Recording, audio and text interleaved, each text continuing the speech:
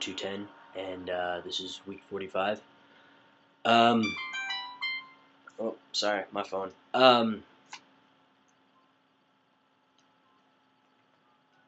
So, yeah, week 45 is about basically where I'd like to see trans people in the future in a bunch of different categories. Um, and I would like to see a lot of changes, but I think just about any of us would. Things are far from perfect, and they can always be improved upon. Um, I liked what Beck said about opening more clinics. I think awareness of being trans and the possibility and the probability, that education to more people would also be really beneficial. I think the more doctors and medical professionals know and are aware of that, the more people can be diagnosed, if you will, or at least be aware of the potential and the condition and how to address it. I think that it would be helpful for all of us to have, more doctors. They have, the whole endocrinologist and that whole department, and that is primarily for people with diabetes and other issues. And not to say that it is not for hormones and all of that type of stuff, but it would be nice if we would see more specialists that were more known. And I know there's quite a few doctors that do specialize in trans cases and helping trans people or are trans people themselves. But I would just like to see that grow more in the future. Um, I would like to see medical practices evolve and get better. I would like to see, alternative surgeries to phalloplasty and metoidioplasty. Um, they've been actually, if you guys are interested, I'll put the link to some TED Talks on here, which are crazy, amazing if you want to check them out.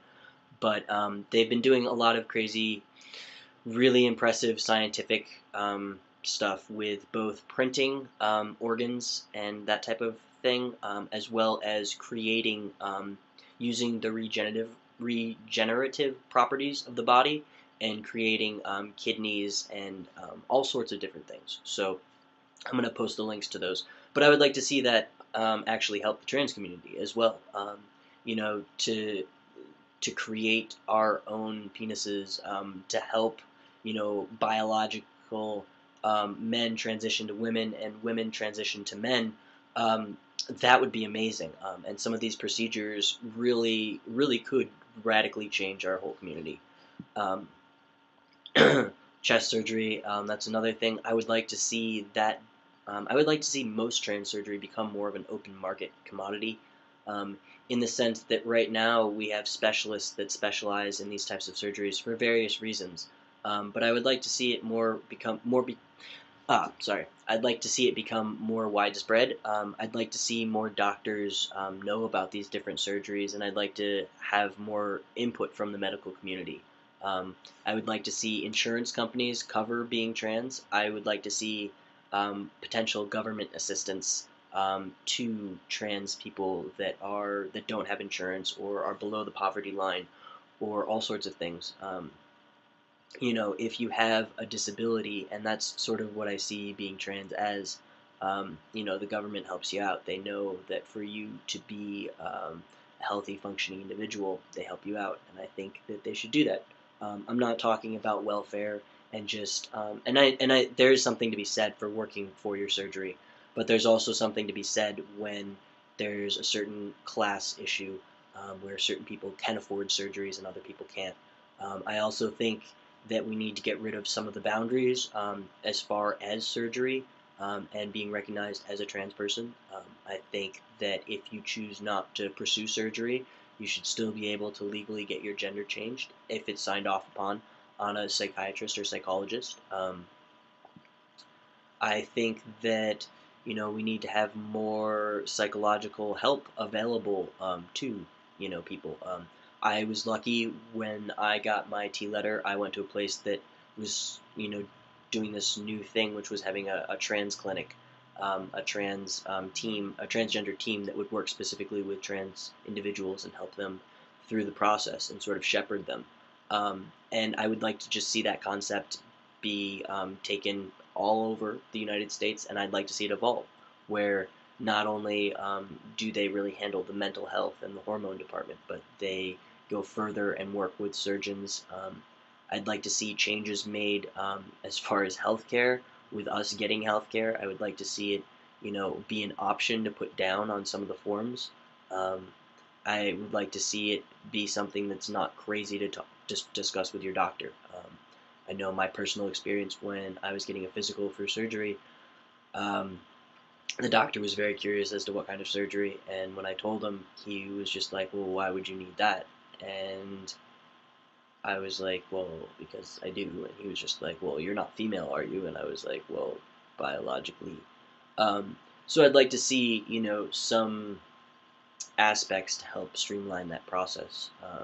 I would also like to see, people recognize people's genders choices, that be a little more information out there. I know I said education before, but I do think that this applies to not only like trans people, but people who want to be ambiguous or not fit in.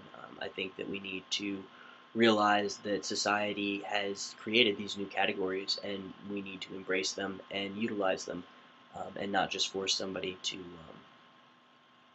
choose between categories that don't fit them at all, to classify themselves. Um, so I don't think there's anything I left out.